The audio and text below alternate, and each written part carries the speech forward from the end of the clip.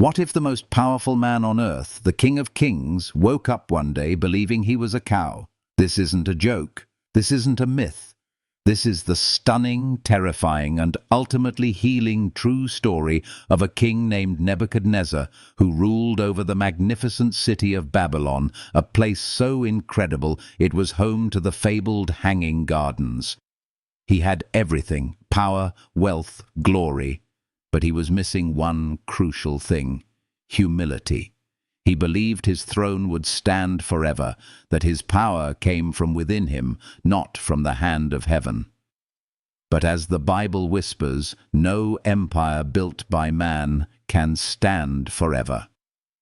In this video, we're going to pull back the curtain on a forgotten chapter of history and prophecy to reveal the shocking secret behind his descent into madness and his ultimate restoration. We will discover why the story of Nebuchadnezzar isn't just about a man's fall, but about the profound, world-changing truth that heaven rules. So, get ready, because everything you thought you knew about power is about to change forever. Imagine the scene. A man sits on a throne, a man who has conquered nations, built wonders, and amassed more wealth than could ever be counted. He is Nebuchadnezzar, and in the quiet of the night, a dream grips him with a fear so absolute it shakes him to his core.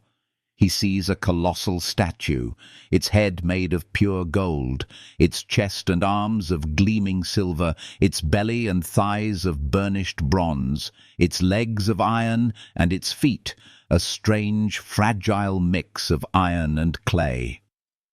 As he watches, a stone, a seemingly insignificant rock, not cut by human hands, smashes into the statue's feet, and the whole thing crumbles into dust, which the wind then blows away without a trace. The dream is so vivid, so terrifying, that he can't remember the details, but he knows it's a message from a power far beyond his own. His court magicians, so-called wise men, are powerless. They can't interpret a dream they don't know, and Nebuchadnezzar, in a fit of rage, decrees their death. But then a quiet young man, a Hebrew captive named Daniel, steps forward. He doesn't rely on human wisdom, but on a connection to something eternal. Daniel reveals the dream and its stunning meaning. The golden head. That's Nebuchadnezzar and his glorious Babylonian empire. The silver, bronze, and iron are a prophetic blueprint of the empires that would rise after him. The Persians, the Greeks, the Romans, each one would be powerful, but less glorious than the last. And the feet of iron and clay, a fractured, divided world. But the stone that smashed the statue, that was a divine promise, the kingdom of God, an eternal kingdom that would shatter all human power and stand forever. Now, a lot of people today see a vision like this and use it for wild conspiracy theories about world governments. But the real healing message is so much simpler and more profound. It's a reminder that no matter how mighty our own empires become, whether they are financial, political, or social, they are all temporary. They will all one day turn to dust. Nebuchadnezzar was given a chance to understand this, but his pride was too great. He couldn't accept that his legacy was temporary. So what did he do? He tried to build his own prophecy, to create his own eternity. He built a golden statue, 90 feet high, a brazen testament to his own ego. It was an act of pure defiance, a way of saying, "My kingdom is not a head of gold, it is all gold, and it will last forever." He commanded every single person in his kingdom to fall down and worship it. The music would swell, and you were supposed to bow. But 3 young Hebrew men, Shadrach, Meshach, and Abednego, had a different king. They refused. They stood tall. their faith a shining light against the dark current of fear.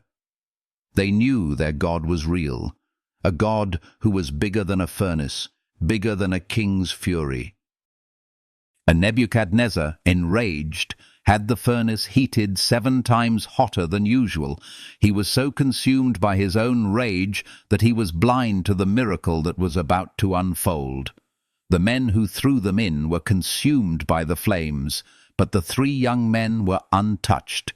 And not only that, but the king, peering into the fire, saw a 4th man walking with them, one who looked like a son of the gods. Was it an angel?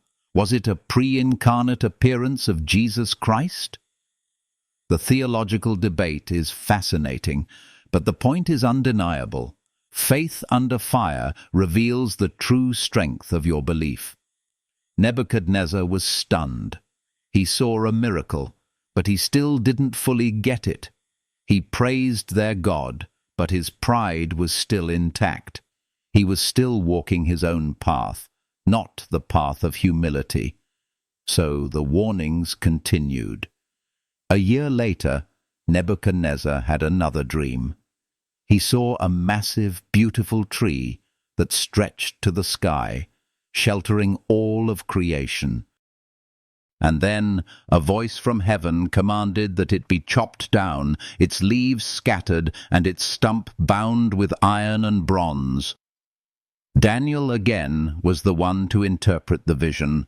The great tree was Nebuchadnezzar himself. The judgment was clear.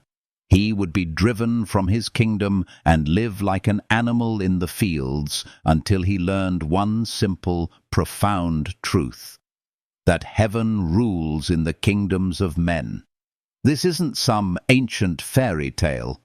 We've seen modern leaders who, consumed by their own sense of invincibility, act as though they are untouchable, and we've seen the consequences. Nebuchadnezzar's descent into madness is a terrifying reminder that even the mightiest tree will fall when heaven decrees it. And it did. A year after the dream, as Nebuchadnezzar was walking on the roof of his palace, boasting about the great Babylon he had built, the word came down from heaven, and his sanity was instantly stripped away. The king who had built the hanging gardens now crawled on his hands and knees, eating grass like an ox.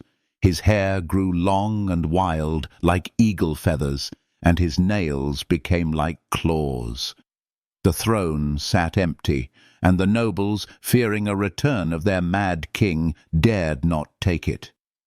This wasn't a punishment meant to destroy him, but a stripping away of everything that was false. In the mud and the grass, he was forced to confront the truth of his own humanity, his wealth, his power, his identity, all gone. He was alone with his pride, and there, in the solitude of the fields, it could not survive. For 7 years he lived this way. But the story isn't about his fall, it's about his restoration. After 7 seasons, Nebuchadnezzar, the king who had forgotten his humanity, looked up. He lifted his eyes to heaven. In that one simple act, his sanity returned. He was no longer a beast, but a man. And when he was restored to his throne, he was a different kind of king. He wasn't filled with pride and boasts, he was filled with praise. He declared to the world, "Now I, Nebuchadnezzar, praise and exalt and glorify the King of heaven, because everything he does is right and all his ways are just, and those who walk in pride he is able to humble." He finally understood that true power is not found in ruling men, but in bowing before God. What a beautiful, powerful, and healing lesson. And so here we are, at the end of this incredible story. We've journeyed with Nebuchadnezzar from the golden throne to the fiery furnace, from the heights of glory to the depths of madness, and finally to the breathtaking moment of his restoration. This isn't just a dusty tale from ancient history. It is a prophecy and a profound personal truth for every one of us. We are all building our own empires. They may not be as grand as Babylon, but we build them with our careers, our families, our social status, and our carefully curated online personas. We build them to feel important, to feel secure, to feel like we are in control. But deep down, don't we all feel that familiar pull of anxiety, the fear that it could all fall apart? That's the feeling of a throne built on shaky ground. That's the feeling of pride pretending to be power. But this story offers us a different path. It's a profound healing promise, whispered from the dust of madness, that heaven rules. It reminds us that our true value, our true purpose, and our true security are not found in what we possess, but in who we serve. The incredible world-changing truth is that we don't have to wait for a dream, a furnace, or a season of madness to learn this lesson. We can, right now, lift our eyes from our own self-made kingdoms and acknowledge that there is a greater power at work in the universe. We can find our freedom not in striving, but in bowing.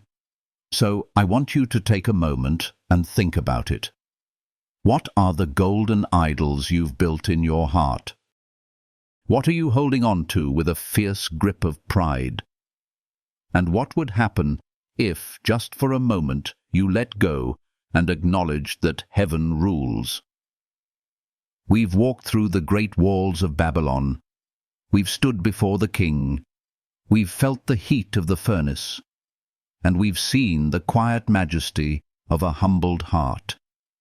If this journey has brought you value, if it's sparked a flicker of light in a dark place, or if it's simply given you a moment of peace, I humbly ask that you support this channel.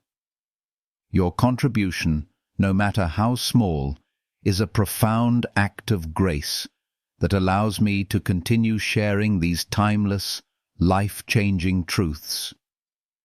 Thank you, with all my heart, for being here with me today. May you find your own grace when your pride is stripped away.